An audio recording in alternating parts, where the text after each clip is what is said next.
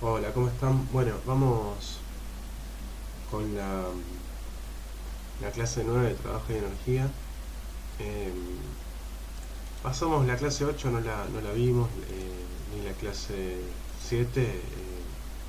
La clase 7, después de ver un poco el trasfondo, la clase que llaman cosmovisiones, el trasfondo más bien social y filosófico, en el descubrimiento de Newton y todo lo que se llama la revolución científica, había armado una clase acerca de otras cosmovisiones, como eh, cosmovisiones de pueblos originarios y otras, más bien en el marco de la ley Yolanda, como para contar un poco, porque es importante, me parece, como para dar otra mirada, una mirada un poco distinta. Voy a ver después si las grabo.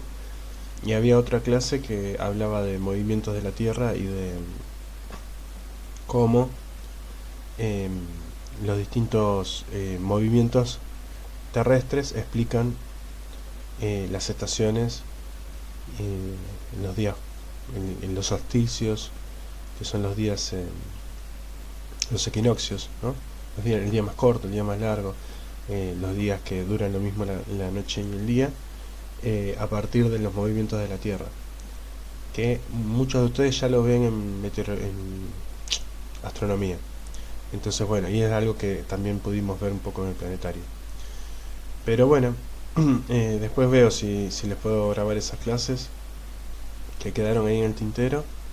Em, Pasemos más que nada por un tema de que los temas se vienen por el parcial, al trabajo y energía. Esto es un puntadito de lo que vamos a ver hoy, segunda ley. Bueno, em, vamos a arrancar. Acá, bueno, en esta foto aparece la energía, aparece en la fotografía, ¿no? Como una persona que, si bien uno está viendo una imagen fija, una imagen quieta, está pudiendo ver en esta imagen que movimiento, ¿no? Entonces, bueno, es bastante interesante porque acá uno puede hablar de una energía de movimiento o energía también que después vamos a llamar energía potencial, y energía de movimiento, energía cinética. Bueno, ¿qué es la energía?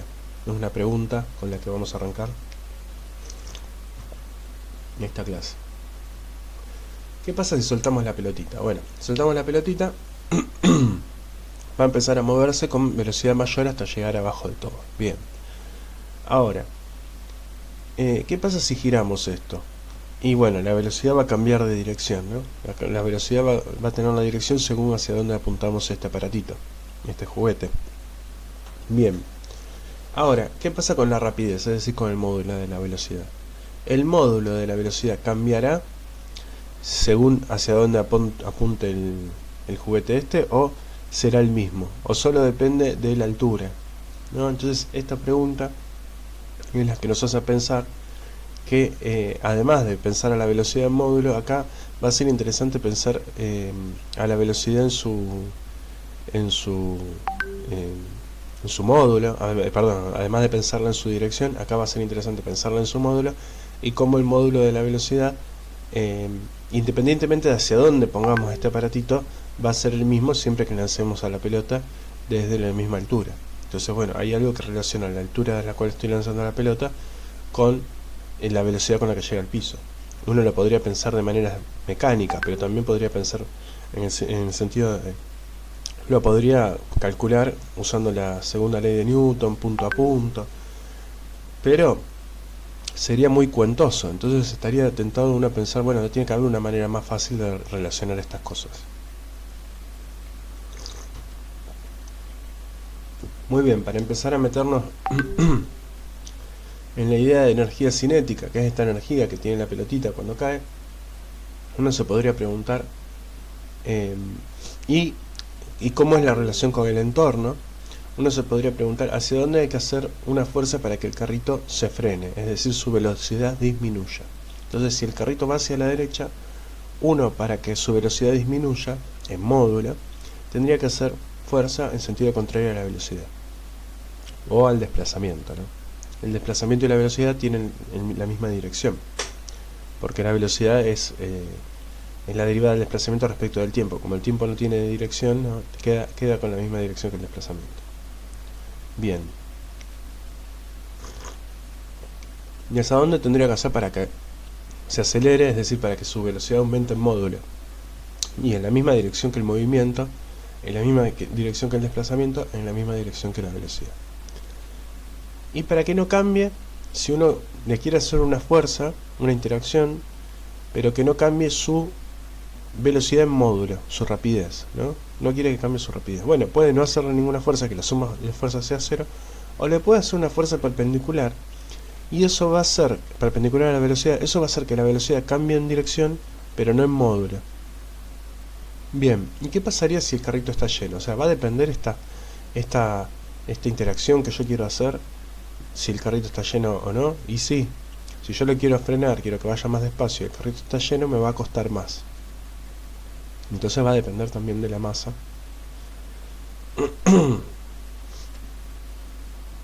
Bueno, esa fuerza, esa interacción que yo estoy haciendo durante un tiempo para que se frene, va a ser una integral. En realidad, más que integral temporal, va a ser durante un camino, va a ser una integral a lo largo de un camino. Esta es la integral de la fuerza, y acá hay un producto escalar entre dos vectores, entre el vector fuerza y el vector desplazamiento. Esto sería un diferencial de desplazamiento, es decir, estoy integrando la fuerza en el desplazamiento y a la fuerza que tiene la misma dirección que el desplazamiento, porque la fuerza que tiene la misma dirección que el desplazamiento es la que me va a aumentar la velocidad en módulo o disminuir la velocidad en módulo. Entonces esa es la que me interesa, ¿sí? Estoy queriendo encontrar la fuerza que me va a cambiar la velocidad en módulo. Y bueno, ¿cuál es? Y es la que está en la misma dirección que el desplazamiento. Por eso es el producto escalar, ¿no?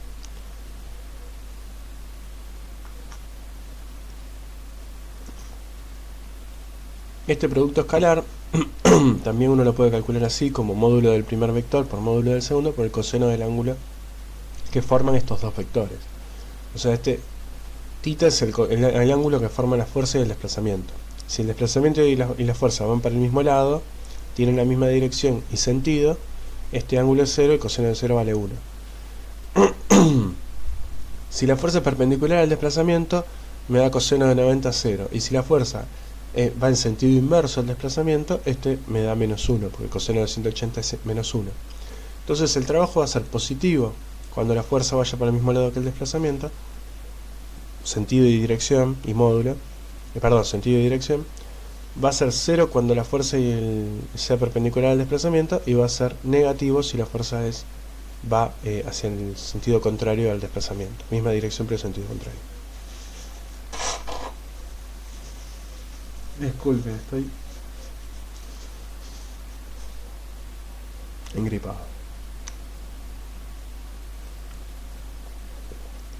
Bueno, y la manera más general de definir el trabajo es por medio de la integral, en el caso de fuerzas que cambian, que van variando en función de x, que sería el desplazamiento.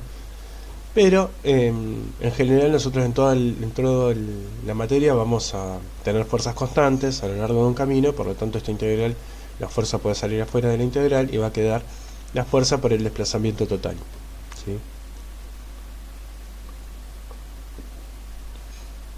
Este es un producto escalar entre dos vectores, el vector desplazamiento y el vector fuerza, y va a ser igual el módulo de la fuerza por el módulo de desplazamiento por el coseno del ángulo. Esto va a ser relativamente muy sencillo de calcular. Las fuerzas son 6 newton, se desplaza un total de 2 metros, la fuerza tiene la misma dirección que el desplazamiento, el coseno de 0 vale 1, y hacer la cuenta y listo. O sea, vamos a poder calcular los trabajos de las fuerzas. Bien. Y la energía que podemos asociar, digamos, nosotros partimos de la segunda ley de Newton, ¿no? La segunda ley de Newton es la sumatoria de fuerzas es igual a masa por aceleración. Si escribimos la aceleración como la derivada de la velocidad respecto del tiempo e integramos esta ecuación a lo largo de un camino, del lado izquierdo, donde tenemos las interacciones del entorno, obtenemos los trabajos, la integral de las fuerzas a lo largo de un camino, y del lado derecho, integrando, vamos a terminar integrando algo que va como b, nos va a quedar b cuadrado sobre 2 respecto de b, Entonces, por eso aparece un medio de la masa por la velocidad al cuadrado, que es lo que llamamos la energía cinética. Es decir, que esta energía cinética es lo que va a cambiar cuando el entorno le haga trabajo al objeto de estudio. Cuando el entorno le haga trabajo positivo al objeto de estudio, la energía cinética va a aumentar. Cuando el entorno le haga trabajo negativo, la energía cinética va a disminuir. Y cuando el entorno le haga trabajo cero, la energía cinética no va a cambiar. Entonces acá obtenemos eso que estábamos queriendo ver con el changuito, lo estamos obteniendo de esta manera, integrando la segunda ecuación de Newton. Bien, y en cada integral uno pasa, la segunda ley de Newton es instantánea, es lo que uno llamaría un suceso, y cuando uno integra obtiene un proceso, es decir, integra sucesos a lo largo del camino, eso es un proceso. Es decir que siempre que hablamos de integrales va a haber un proceso, porque va a haber una integral de algo que es instantáneo a lo largo de un camino, a lo largo de un tiempo, en este caso de un camino, y van a aparecer deltas, que es final menos inicial, van a aparecer momentos finales menos momentos iniciales. Entonces nosotros obtenemos esta ecuación que nos dice que la suma de los trabajos es igual a la variación de la energía cinética, ¿sí? Es energía cinética final menos energía cinética inicial, o sea, es la variación de la energía cinética. Sería como una segunda ley de Newton, pero por un lado con la energía cinética y los trabajos, y no es vectorial. Eso es algo muy importante, no es vectorial, es decir, nos va a dar información escalar. La energía asociada al movimiento va a ser la energía cinética, un medio de la masa por la rapidez al cuadrado. Recuerden esto también, que B es un vector, pero si aparece sin la flechita me estoy refiriendo a su módulo, ¿sí? Es decir, el módulo de la velocidad al cuadrado. Si uno la escribiera con la flechita, también al cuadrado, un vector al cuadrado es un producto escalar del vector consigo mismo, que es lo mismo que el módulo al cuadrado. Bien.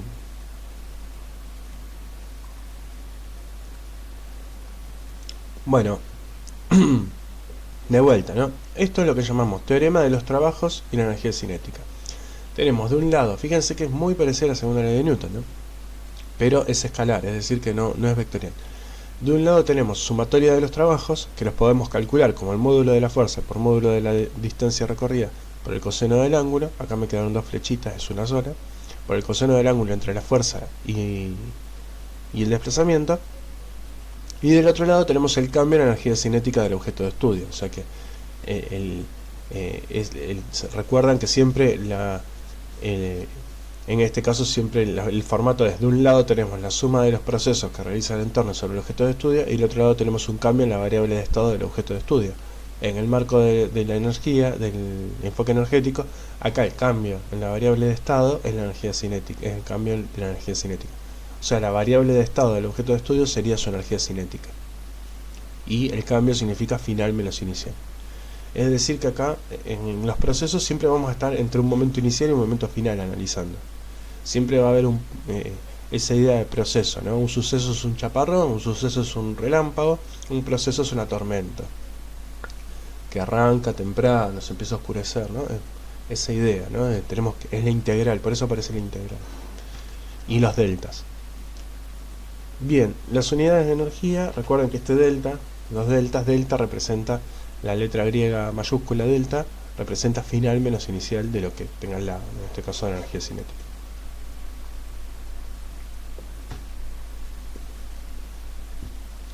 Bueno, si se fijan, las unidades de energía tienen que ser unidades de fuerza por unidades de distancia, o kilogramo por unidades de velocidad al cuadrado, que es lo mismo, que es lo que da el joule, ¿no? Kilogramo por metro cuadrado sobre segundo al cuadrado, en MKS, en el sistema MKS. En el sistema CGS se usan los ergios, que es la dina por segundo, donde una dina es la unidad de fuerza, pero en centímetro, en gramo por centímetro sobre segundo al cuadrado. Y uno obtiene también que un joule son 10 millones de ergios. Ergio no se usa mucho joule. Y bueno, y uno podría pensar qué trabajo tengo que hacer para levantar una pesa de 1 kilogramo, 1 metro de altura. Bueno, les propongo que intenten hacer esta actividad. pensando en que pueden pensar que están haciendo un trabajo en contra de la fuerza peso. Entonces la fuerza peso va a ser 1 kilogramo por 9,8 metros sobre segundo al cuadrado. Y si yo estoy haciendo un trabajo 1 metro, eso lo multiplico por 1 metro y me da 9,8 joules. Pero si no, lo vemos en clase. Bien, y las calorías también, unidades de energía. Y una kilocaloría, es decir, 1000 calorías son 4184 joules.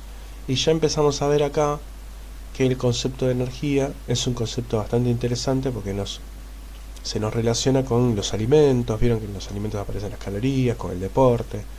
Empezamos a ver que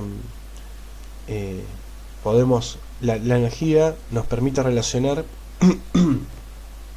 vamos a tener distintos tipos de energía que se van a poder relacionar entre sí, ¿no? Esta ecuación de alguna manera nos relaciona una energía más ligada al calor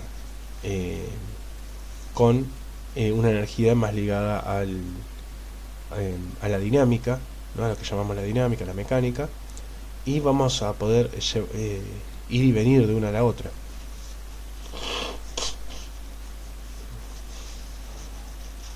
Conceptualmente es muy fuerte este enfoque energético, es muy interesante.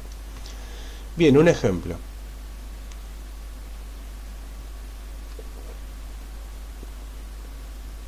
Tenemos un autito de 1 kilogramo de masa que se encuentra en reposo, su velocidad es nula y le aplico una fuerza de 2 newton a lo largo de un recorrido de 2 metros.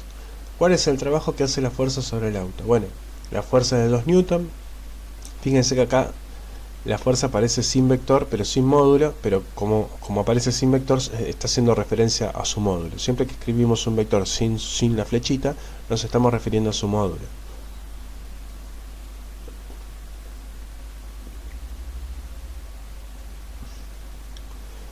Es decir, módulo de la fuerza por módulo del desplazamiento, 2 newton por 2 metros, y el ángulo que forman, como van en la misma dirección, es 0, coseno de 0 vale 1, 2 newton por 2 metros, 4 joule, newton por metro, joule.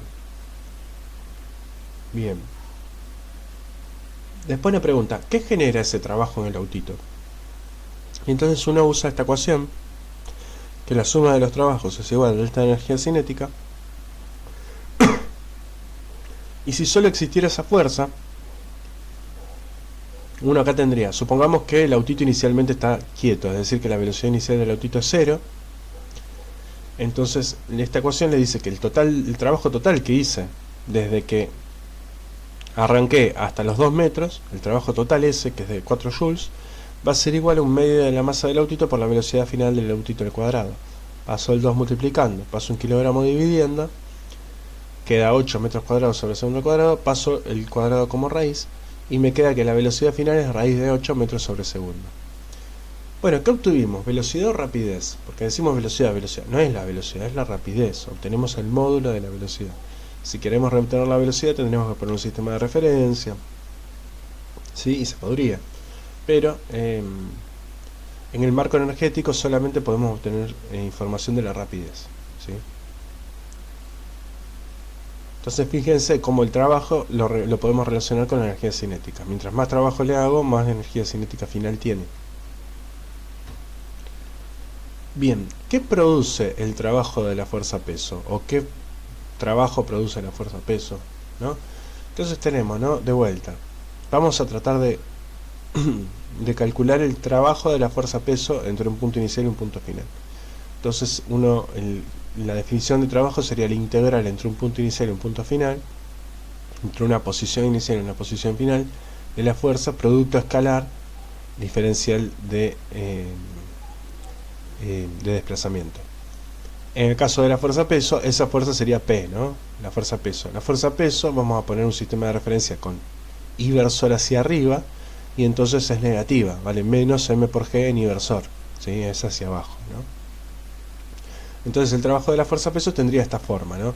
Menos M por G, y acá estamos haciendo el producto escalar entre la coordenada I, el versor I, o sea el 0, 1 sería, y cualquier camino que vos elijas, por ejemplo el camino de esta montaña rusa. Finalmente, de este dr, que uno le podría escribir como de X en X inversor, de Y en inversor, el único que se salva es la componente Y, o sea, la única que termina importante es la componente Y, porque es la única que es paralela, ¿sí? Es la única que es paralela a la fuerza peso, es decir, la fuerza peso solo va a estar haciendo trabajo cuando el objeto cambie de altura. Si no cambia de altura no va a estar relacionando trabajo porque este producto escalar me va a dar 0. Entonces finalmente de esta se salva solo la componente Y, y cuando uno integra entre un I final y un inicial le queda menos m por g por I final menos inicial o menos m por g por delta I. Es decir que el trabajo de la fuerza peso, que podría ser muy difícil de calcular, vale menos m por g por la diferencia de altura, que es muy fácil de calcular. Si la altura inicial es 2 metros y la altura final es 0, el trabajo de la fuerza peso va a ser menos m por g por 2 metros, ¿no? Por menos 2 metros, porque el final es 0 y el inicial es 2 metros. Entonces siempre es final menos inicial. Este delta representa final menos inicial. Por eso ahí el trabajo me va a dar positivo. Bien. Eso es interesante, ¿no? Cuando en la montaña rusa los carritos bajan, este delta I es negativo. Con este menos se hace positivo y voy a decir el trabajo, la fuerza peso está realizando trabajo. Cuando va hacia arriba, está realizando trabajo positivo la fuerza peso cuando va hacia abajo. Cuando va hacia arriba, este delta I es positivo y con este menos se hace negativo, la fuerza peso va a estar haciendo trabajo negativo. Y está bien porque el desplazamiento es hacia arriba y la fuerza peso hacia abajo. Va a estar haciendo trabajo negativo. Y si no cambia de posición, el delta I vale 0. Si no cambia de altura, el delta I vale 0, la fuerza peso no va a estar realizando trabajo. Es decir, que al moverlo lateralmente no realiza trabajo la fuerza peso. Solo realiza fuerza y trabajo cuando algo sube, que hace trabajo negativo, porque la fuerza peso va hacia abajo y el desplazamiento está en contra, y cuando algo baja, que hace trabajo positivo. Bien. El trabajo de la fuerza peso solo depende de la diferencia entre la altura inicial y final y no depende del camino. ¿Por qué no depende del camino?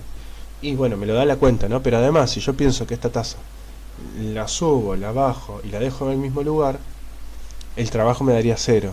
Me diría, ¿cómo te da 0 el trabajo? Si vos hiciste trabajo. Bueno, cuando yo subí, hice trabajo porque tuve que vencer a la fuerza peso y hice trabajo.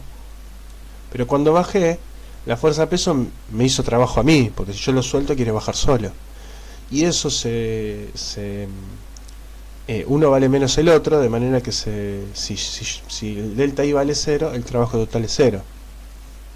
¿Sí? Es decir, que el trabajo solo depende de la diferencia de altura sería la altura final menos la altura inicial. ¿Sí? Ahí hay un ejemplo, si la diferencia de altura es de 2 metros, la masa de 1 kilogramo y está cayendo, ¿cuál es el trabajo de la fuerza peso? Bueno, si está cayendo, el trabajo va a ser positivo porque va en la misma dirección que la fuerza peso, va a ser de 2 metros por 1 kilogramo por 9,8 metros sobre segundo al cuadrado. Y si sube, ahí sería igual pero con signo menos. Bien, entonces ya no voy a tener que integrar cada vez. El trabajo de la fuerza peso vale esto, menos m por g por delta I. Punto. Bien, y en el caso de la fuerza de rozamiento, ¿pasará algo similar? A ver, la fuerza de rozamiento, ¿depende del camino o no depende del camino? Vieron que recién dijimos la fuerza de peso no depende del camino. Si yo doy 5 vueltas, cuando voy para arriba hago trabajo, pero cuando voy para abajo me hace trabajo a mí y eso se cancela, de manera que puedo hacer 5 vueltas y el trabajo total va a ser 0 si vuelvo al mismo lugar. ¿Eso pasará con la fuerza de rozamiento? Si yo tengo que llevar una caja desde 1 hasta 2, y doy 5 vueltas, ¿voy a tener que hacer más trabajo o no?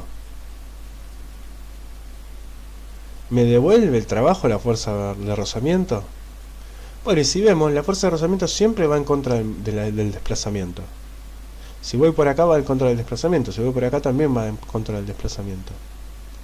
Entonces, si el desplazamiento es mayor, la fuerza de rozamiento dinámica va a ser muy dinámico por la normal, y cuando le integre en el camino, si este desplazamiento, el módulo son 2 metros y este en módulo son 3,14 metros, este me va a dar un mayor trabajo que este.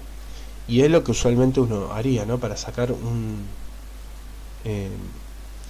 por ejemplo, un ropero de una habitación no tomaría el camino más largo, tomaría la línea recta, el camino más corto, porque es el que menos trabajo va a dar. Es decir, que el trabajo de la fuerza de rozamiento sí depende del camino,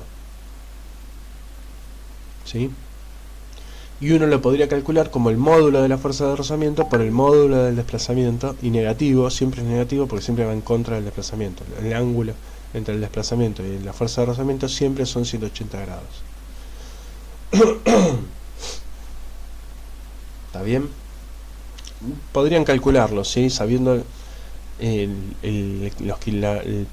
la masa y sabiendo la normal, calculando la normal, supónganse que la masa fuera de 10 kilogramos, calculando la normal, y un mu dinámico de 0,4, podrían calcular, ¿no?, el trabajo en ambos casos y ver que, bueno, en este caso el trabajo sería la normal por 0,4, les dije mu dinámico, por 3,14 metros, y en este caso sería por 2 metros, es decir, el trabajo es menor. Y siempre negativo porque siempre va en contra del desplazamiento. El coseno del ángulo, que aparece por acá, el ángulo siempre sería 180 grados, pues siempre va en contra del desplazamiento. Recuerden que este ángulo siempre es entre el desplazamiento y la fuerza, ¿sí? Yo tengo que dibujar esos dos vectores y ver el ángulo entre esos dos vectores. Ven que acá están dibujados siempre, ¿no? El desplazamiento en este caso es para allá y la fuerza va en contra, siempre va en contra del desplazamiento, la fuerza del rozamiento. Es decir, siempre tiene 180 grados, no importa cómo lo desplace. Bien, estamos viendo entonces dos tipos de fuerzas. Una cuyos trabajos no dependen del camino, sino del punto inicial y final.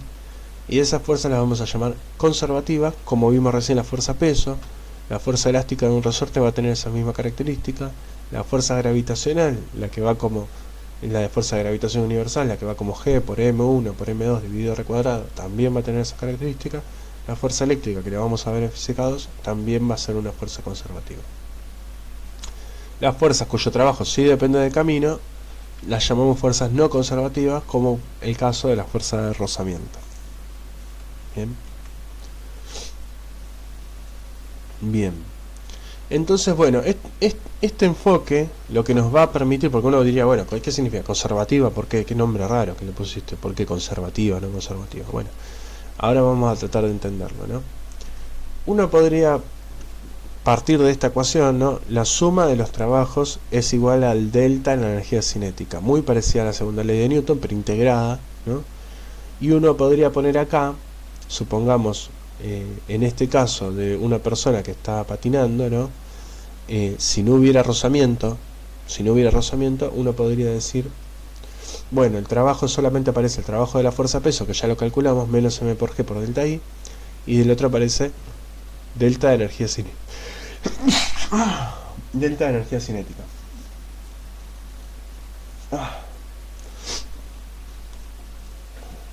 Bien.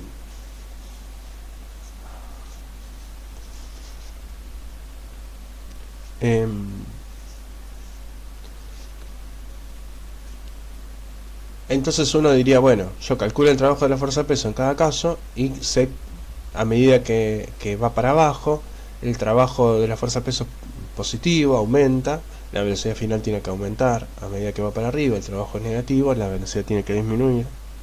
Bárbaro. Ahora, si yo paso esto para el otro lado de la ecuación, como esto es un delta, también es I final menos I inicial, ¿sí? Y entonces acá lo podría calcular como un delta, y esto es delta de energía cinética, a esto lo podría llamar delta de energía potencial. Y acá es donde aparece el concepto de energía potencial. ¿Qué estamos haciendo? Estamos diciendo, esta persona, cuando está acá arriba, tiene energía potencial. ¿Por qué? Porque está a altura. A medida que baja, disminuye su altura, pierde su energía potencial. ¿Y qué pasa con la cinética? Aumenta. Entonces esto lo que nos propone es pensar a la energía como si fuera una energía total, de energía cinética más energía potencial, de manera que una se va transformando en la otra. La persona acá arriba tiene energía potencial, cuando va bajando pierde energía potencial porque baja, y va ganando energía cinética. A medida que sube, va ganando energía potencial y pierde energía cinética. Entonces fíjense qué rápido se hace esto y qué fácil de entender, ¿no? Que uno le podría pensar como si tuviera dos botellitas, una que se llamara energía potencial y otra que se llamara energía cinética, y va pasando de una a la otra, pero en total la energía se tiene que conservar. Por eso se llama energía fuerza conservativa, porque es la que hace que se conserve la energía. Ahora, ustedes me pueden decir, qué raro lo que hiciste, porque esta energía potencial se la estás adjudicando a tu objeto de estudio. Pero no es de tu objeto de estudio, es el trabajo del entorno. Es decir, esta persona tiene energía potencial porque está en la Tierra. Si no estuviera en la Tierra no tendría energía potencial. Es decir, proviene de una interacción con el entorno. Bueno, pero esto es lo nuevo que conceptualmente agregamos en esta forma de pensar la energía. Acá muchas de las interacciones del entorno, cuando podamos describirlas como energía potencial, se las vamos a adjudicar al objeto de estudio. Es decir, que no vamos a decir que esa energía potencial proviene de que está en la Tierra, vamos a decir simplemente este objeto tiene energía potencial. Energía potencial gravitatoria. En este caso, ¿no? Y simplemente eso. Y es un vuelco conceptualmente de lo que veníamos diciendo, ¿no? Pero es muy fácil para hacer comprender con los dedos. Es tan fácil como eso, como que lo digo, algo que baja, ¿qué pasa con su energía potencial? Y está perdiendo, porque la energía potencial está asociada a la altura. Si baja, pierde energía potencial, pero a costa de, si está bajando la energía potencial, tiene que ganar energía cinética. Otra forma de pensarlo es, nosotros no vemos que las cosas suban naturalmente. ¿Por qué? Si vemos que una tasa sube naturalmente nos parece extraño. ¿Por qué? Y bueno, porque estaría ganando energía potencial si sube sola, pero además si está quieta y sube sola está ganando la energía cinética. Entonces va a estar no conservando su energía, o sea, va a estar ahí pasa algo con la energía que no se conserva. Es decir, tiene que haber algo externo que haga que suba esa energía, porque si no, las cosas cuando las soltamos bajan. Es decir, cuando hay energía cinética, cuando vemos que aumenta la energía cinética porque algo se empieza a mover, es porque está decayendo la energía potencial, porque la energía de algún lado tiene que salir. Y aparece esta idea de que la energía se conserva, por eso se llaman energías conservativas. Entonces, ¿de qué estamos hablando? Estamos hablando de la idea que está resumida en esa frase que dice la energía no se crea ni se destruye, se transforma, ¿no? Que en esa idea estamos cayendo, ¿no? En la idea de, bueno, este objeto, si está ganando energía cinética, es porque está perdiendo otro tipo de energía, puede ser energía potencial porque esté cerca de la Tierra, ¿no? Esa va a ser la manera en la cual vamos a trabajar. Entonces, a este lo llamamos teorema del trabajo en energía cinética y es del cual partimos, donde acá aparece la suma de todos los trabajos y acá aparece el delta de energía cinética, y esta ecuación a ustedes les tiene que resultar muy similar a la segunda ley de Newton, donde acá tenían la sumatoria de fuerzas y acá la masa por la aceleración, nada más que acá tenemos los trabajos, es decir, que integramos la fuerza de un camino, y acá aparece un delta de la energía cinética, es decir, un medio de la masa por la velocidad final al cuadrado menos un medio de la masa por la velocidad inicial al cuadrado. Si las fuerzas son conservativas, estos trabajos los vamos a poder dividir en dos tipos de trabajos: trabajos de fuerzas conservativas, trabajos de fuerzas no conservativas. A las fuerzas conservativas las vamos a poder escribir como menos un delta de energía potencial, que es lo que hicimos con como le llamamos la energía potencial gravitatoria. ¿Y por qué le ponemos el menos? Porque lo queremos pasar al otro lado de la ecuación. Lo queremos pasar al otro lado de la ecuación, y ese menos, con el menos cuando pasamos al otro lado de la ecuación aparece un menos, ¿sí? Se me hace un más, y yo voy a decir, ahora, la suma de los trabajos de las fuerzas no conservativas son iguales al delta de energía mecánica, donde la energía mecánica va a ser la energía cinética más la energía potencial. Entonces, ese trabajo de la fuerza peso no lo voy a calcular más, no voy a calcular el trabajo de la fuerza peso, sino en esta última ecuación, que es no la podría nombrar trabajo el teorema del trabajo de las fuerzas no conservativas y delta de energía mecánica. para no confundirla con esta, ya acá no vamos a calcular el trabajo de la fuerza peso, sino que el trabajo de la fuerza peso va a estar incluido en la energía potencial, de este lado, acá.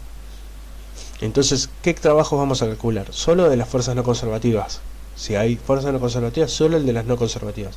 A las conservativas van a estar metidas acá adentro como energía potencial. Y a eso lo llamamos energía mecánica. La energía mecánica se llama la cinética más la potencial. Y lo puedo escribir como delta porque la energía potencial no depende del camino. Eso es lo interesante, ¿no? Que me permite escribirlo como delta, final menos inicial, porque la energía potencial no depende del camino. Si dependiera del camino, sí o sí tengo que integrar.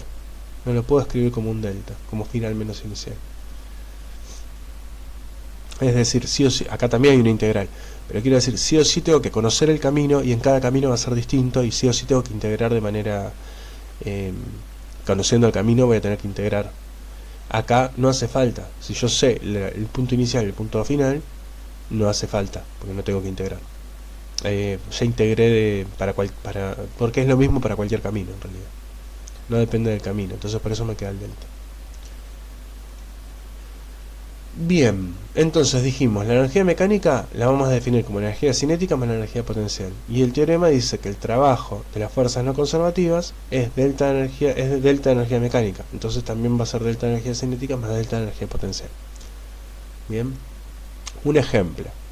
Se suelta, fíjense que los ejemplos siempre son los mismos y la forma en la cual los miramos van a cambiar en conceptualmente como los pensamos, pero los ejemplos son siempre los mismos, ¿no?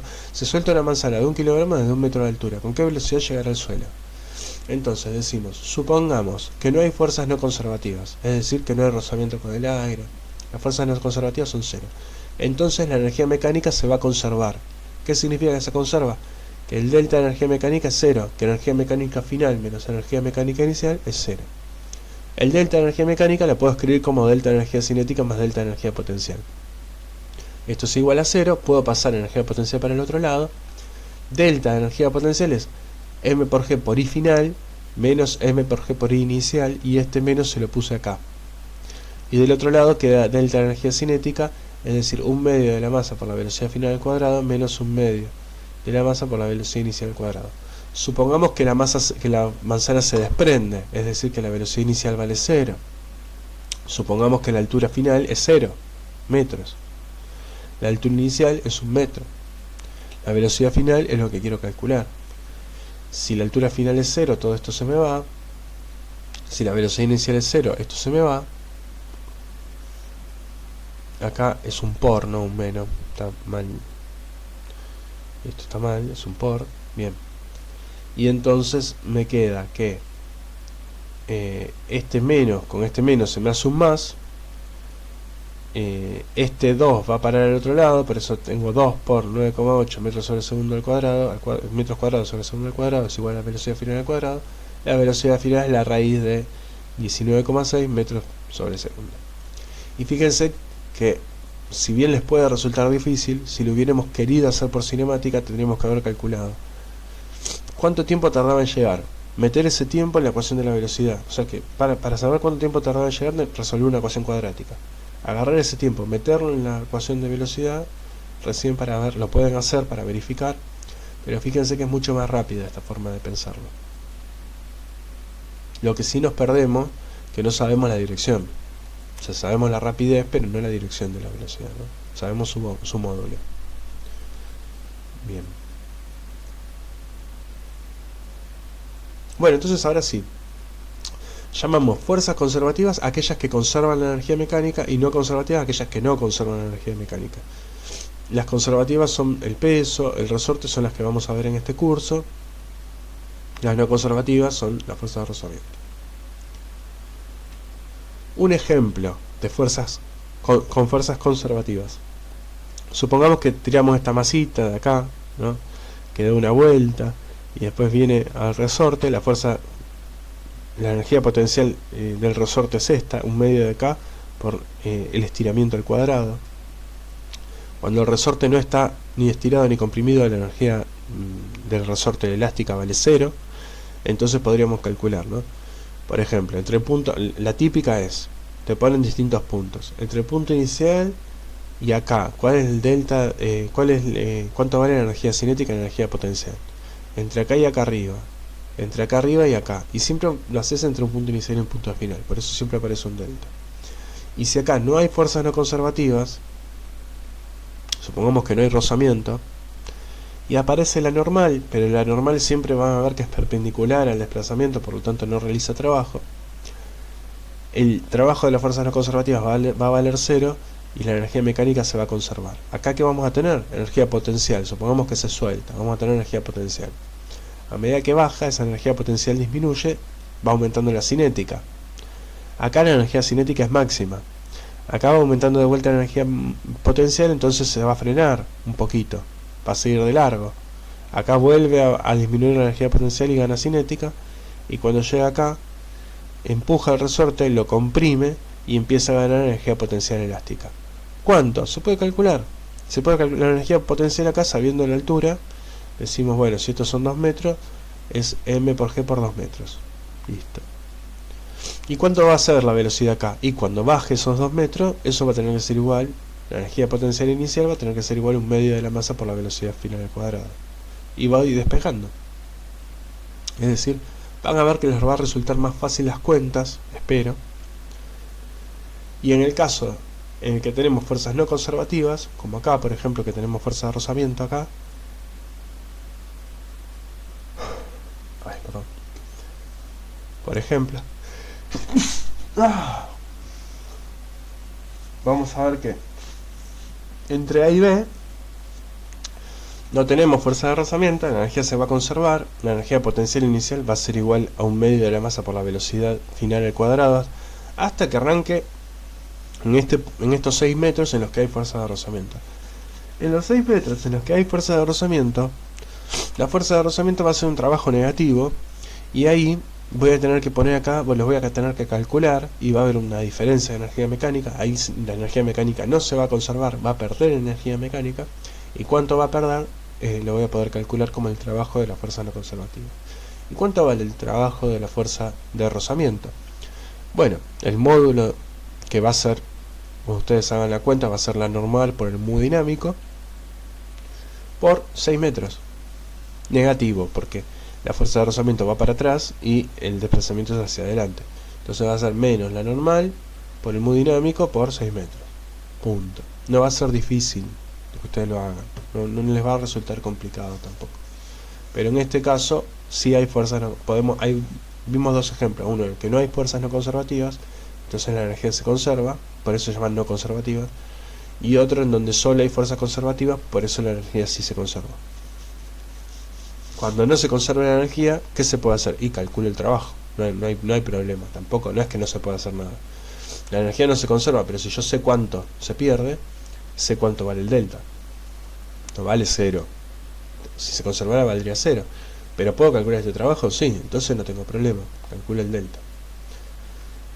Bueno, esto sería todo de lo que vamos a ver del trabajo de energía. La mitad lo vimos en clase la vez pasada. Y bueno, y vamos a ver cómo vamos siguiendo con estos temas.